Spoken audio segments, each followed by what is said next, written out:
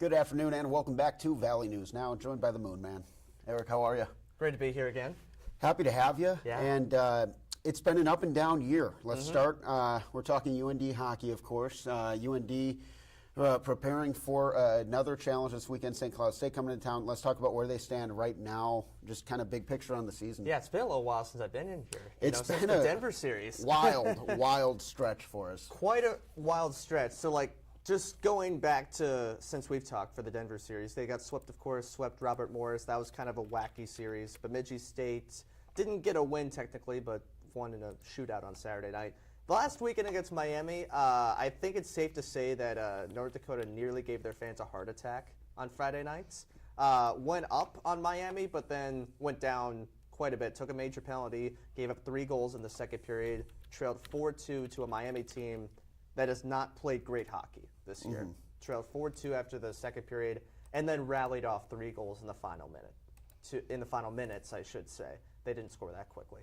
To get a 5-4 win in regulation on Friday night. That was humongous for that squad. Didn't matter how they won. Well, it didn't matter how they won it. They got the 3 points, and that was what was most important. Sometimes Saturday night played ugly. a great game again and won 4-2. As you were saying. Yeah. So sometimes gotta win ugly. Yeah. That's a nice shot there from McDonald. Yeah, that's Caleb McDonald. Good news from Bradbury with the injury struggles this team has had. McDonald, as you saw the shot there, not this one, but the play before. He's coming back this weekend. He's been out. We'll go back for the good folks at home. Yes, he's been out. That's for a laser, top shelf. He was out last week. He got injured against Bemidji State 2 weeks ago in the Saturday game. So they have him back this weekend. Nobody else that's been out of the lineup is back, unfortunately. So they'll be out until at least January, since this is the last series before January for UND. Getting McDonald back is huge, though, for that defensive core, because it's a very young defensive group. So McDonald's going to add some more skill back into the lineup on the blue line. And one thing you were telling me is the freshmen really playing well, and I feel like that's huge. They've needed people to step up. Yeah, well, against Miami, 18 skaters in the lineup throughout the entire weekend, 8 of them freshmen. Nearly half the skaters on the ice were freshmen over the weekend, and that's been the case for most of the season since the injuries started piling up at the start of November with that Cornell series. They have been huge for this team to help them get the wins that they really have needed. And Bradbury talked a little bit about that. Jump the gun. You're going to hear from him in just a second. Bradbury, Brent Benstrin, and Abram Weeb, when we talked to him yesterday, talked a little bit about how much the freshmen have contributed. Numbers-wise, you may not see it from everybody, like Sasha Boisvert, who's the leading point getter for the team. You may not see numbers like that from all of the freshmen, but they've all played their roles, especially over the weekend in Miami, where 3 of them got their first career goal. All right, let's hear what Barry had to say. I'm going to turn that up, turn us down. The byproduct of where we're at right now with guys out of the lineup is they get experience, and they're maximizing their time with that, and it's only going to benefit them in the second half of the season here. So again, we got to be mindful that these are our last 2 games. We want to end on a positive note, and we want to make sure that we bring our best this weekend. College is hard. It's different than juniors, and there's a learning curve there, and I think they've done a great job of coming in every day with the right attitude, realizing there's going to be some ups and downs, but working through that and ultimately getting results that they want. Last weekend against Miami was kind of a weekend for the freshmen to really step up. Thought they did a really good job. So they're slowly finding their way, and I think us as a team as well, obviously battling through a lot of injuries, but guys slowly starting to come back and get healthy again, and I'm just excited for this weekend and the first half off strong. They were all talking about the weekend a little bit there. This is a big series against St. Cloud State. This is the first ranked opponent they've faced since Denver about a month ago. So and we all know how that one went. Yeah, that was a tougher series, but they would tell you that Saturday was a much better game than Friday. They showed up in one of those games. They want to show up in both games this weekend, and there's certainly an opportunity against St. Cloud State this weekend. 9th ranked team in the country. Should be a really fun matchup at the Ralph, and that place is going to be jumping all weekend. You know, I kind of think back to a few years ago where UND, much like this year, hosting the regional, they didn't make it.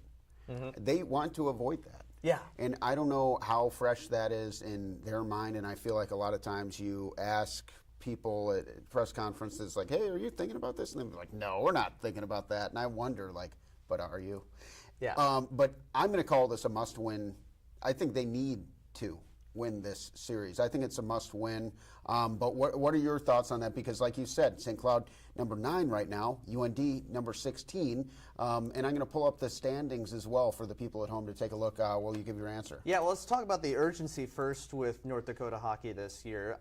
Some fans would say maybe we haven't seen it at times, but this team has certainly been focused on the end goal from the get-go this year. Louis Jammer talked about it way back in October, late October, only a couple of weeks of the year. He said we're treating every game like it's a playoff game because every game is huge when it comes to the pairwise and when it comes to the NCHC standings. And this weekend is a huge one. You look at the NCHC standings, St. Cloud State, North Dakota, neck and neck on 3rd and 4th, and then you look at the conference games played, by the way. There are only 2 series in the NCHC this weekend. That's North Dakota, St. Cloud State, and Colorado College and Denver.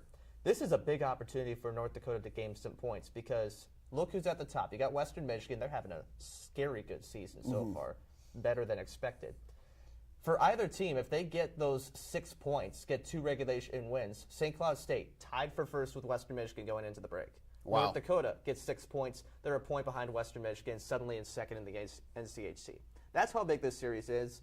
Both teams have their eyes on a sweep. I don't know if it's necessarily this early a must sweep for North Dakota, but the feeling, certainly when I was up there yesterday, was this is a huge opportunity, and they have to play a full 60 minutes both nights to get 2 wins against St. Cloud State, go into the break with some positives after an up and down first half, and really get back to their game. Let's see what Coach Barry had to say about that as well. I'll turn our mics down. Here. Well, I think everybody pulling the rope like we did last weekend in Miami. When you look at kind of the offensive production, from the Littler line on Friday night and even Saturday, they gave us momentum as well. I think everybody kind of just doing their thing and playing their role and playing a good defensive game as well. They've got some really good offensive players here, and we got to make sure that we take care of our end, but at the same time, too, try to create offense against a very good team. So let's take this from the UND side of things first. Bradbury was talking about getting production from everybody there. One thing he's talked about all season long is how strong their depth is. And we have seen that get tested a lot, especially in the last month and a half. The one line he mentioned, the Cade Littler line, that was an all-freshman line that had an outstanding weekend at Miami, with Cody Kroll getting his first career goal, Dalton Andrew got his first career goal, Cade Littler playing very well. I hesitate to call it fourth line because Brad Berry does not like calling it a fourth line since the depth is so good so balanced, I should say, that you don't know which line is going to step up from night to night. That's why he doesn't like calling the fourth line that's listed on the depth chart a fourth line. He doesn't because see it looks as different like every fourth game. string necessarily. Exactly, It's just yes. the fourth line. Yeah, you got 12 forwards, you got 6 defensemen, and all of them can contribute equally, I should say, from night to night. So UND's got to get contributions from everybody. They got to play a full 60. It's got to be a full team game on both nights. That is UND's game, and they've got to bring it against the St. Cloud State team that has been good this year. They've been better than expected, 10-5 so far, 9th-ranked team in the country. They are missing a humongous player for sure over this weekend. Their goalie, Isak Posh, started the first 13 games of the year. His numbers outstanding. Goals against below 2, save percentage .938, but he got hurt last week. He suffered, I believe it was a lower body injury, and he did not play at all against Omaha last weekend. So Gavin Enright came in. He got a win on Saturday night after James Gray got a loss in overtime in goal on Friday night, so they split against Omaha without him. That's a long-term injury, Posh. He's expected to be out, I believe it's 10 to 12 weeks. Wow, okay. So Posh is out for this weekend, and that is a humongous loss for St. Cloud State, especially with how good defensively they have been this year. Your best defender is your goalie, and Posh, who has been outstanding, is now out And you're going for to the the long Ralph, haul here. this And you're going to the weekend. Ralph. And out of the 2 goalies that are left, Gavin Enright's the one that has played at the Ralph before. He's played 3 games at North Dakota. Problem is, for St. Cloud State, he hasn't won any of them. So we'll see what they do in goal this weekend. Gavin Enright could get both games with his experience at the Ralph before. We could see James Gray play either Friday or Saturday night. We don't know what St. Cloud State's going to do in goal yet, but that is certainly a big question mark in terms of the performance we'll see from the Huskies goalies this weekend with Posh out of the lineup for a very long time. That's a huge loss for that team. So that's also, I think, part of the reason UND sees this as an opportunity, but they're not focused on which goalie they're going up against St. Cloud. They want to whichever one they want to give them problems. Yeah, they don't care. They just want to score on whoever's in goal, basically. So that's the bottom line. St. Cloud State trying to get past this injury to Isak Posh, and they're going to try and get at least a split that they got against Omaha. Try and go into this break pretty strong. UND has a bit of a longer layoff than St. Cloud State, so you really want a good taste in your mouth going into this break. Exactly. And that's why, as you said, there's some urgency to not only get one, but get 2 wins this weekend.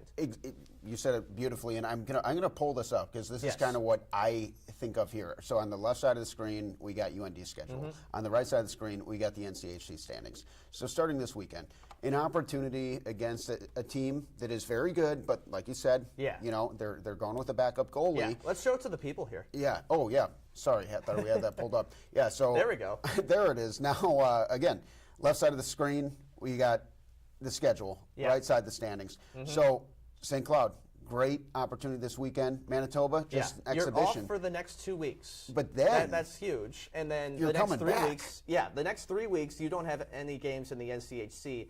Then it really picks up. Arizona State, Western Michigan, That Western St. Michigan Cloud series State looks again. fantastic, by the way. The next, until February, really through February 1st, after that little break, we're going to say, you know, January 10th through February 1st is, I think, a crucial part of the schedule. You have this built-in big break, December 14th, to the exhibition game. But I feel like they want to go into that stretch with the momentum. Like you said, technically I agree with you. Yeah. I don't think it's a must win. I don't think it's a must sweep. But you really want to sweep. You really want to get some momentum going into the break, especially with how up and down this first half has been for UND. They've won a lot of games. They have. Probably a few more than you might expect given the amount of injuries they've had, particularly who has gotten injured. When the goal is a national championship. Yeah. I'll give you a couple of names here. Cameron Berg, I think, is the big one that has been out for a long time here. This team is completely different with Berg in and out of the lineup. Yeah.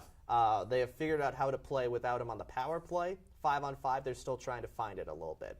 And then Louis Jammernick, just huge from the leadership perspective. Absolutely. And absolutely. Once Jammernick went out of the lineup in the Robert Morris series, they were down, and they are still down this weekend, 3 of their 5 leadership positions, including their captain.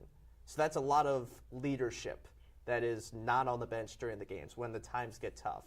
And that was one thing that was a huge positive with that comeback win on Friday nights. They dug deep, and without a lot of those leadership guys present, they dug deep and came back and got 3 points on the road against Miami in that first game, and the momentum brought them another win on Saturday night. And poor Miami thought they might get their first conference win. Yeah. Nope, not this time. Nope. So we'll see how it goes. As always, great chatting with you. I do want to, one more time before January at least, I think a great opportunity for us to have a longer discussion, kind of like almost a halftime break. Yeah. First half recap, for sure. Exactly. And so looking forward to just kind of seeing what happens this weekend, and then we'll take it from there. Thank you, everyone, so much for joining us. Eric, anything else you want to add? Yeah, so I wish I could make it Saturday night to the game against St. Cloud State, but we'll have full coverage on social media and on Valley News Live at 10 on Friday night for this game against St. Cloud State. I'll be up there covering the game. We'll have a recap up on the Valley News Live pages after the game on Friday nights. If you want to stay up late and read them, or watch them Saturday morning. So we'll have plenty of coverage from the Ralph this weekend, mainly on Friday nights, and it should be another fun one. And big football game going on Saturday, so assume you'll be in town for that. Oh yeah. No, I'll be at the game on Saturday for sure. Devin's going to be in to talk more about that tomorrow. Yes, but exactly. North Dakota State and Mercer, that's a humongous game, And how about UND football getting their new head coach? He looks like a great fit. Yeah, it was he great looks talking like with him a really yesterday. good coach. So yeah, fun time of year. And come back tomorrow. We'll be talking with Devin and breaking down the FCS playoff matchup for NDSU. Thank you guys so much for tuning in. We'll see you next time.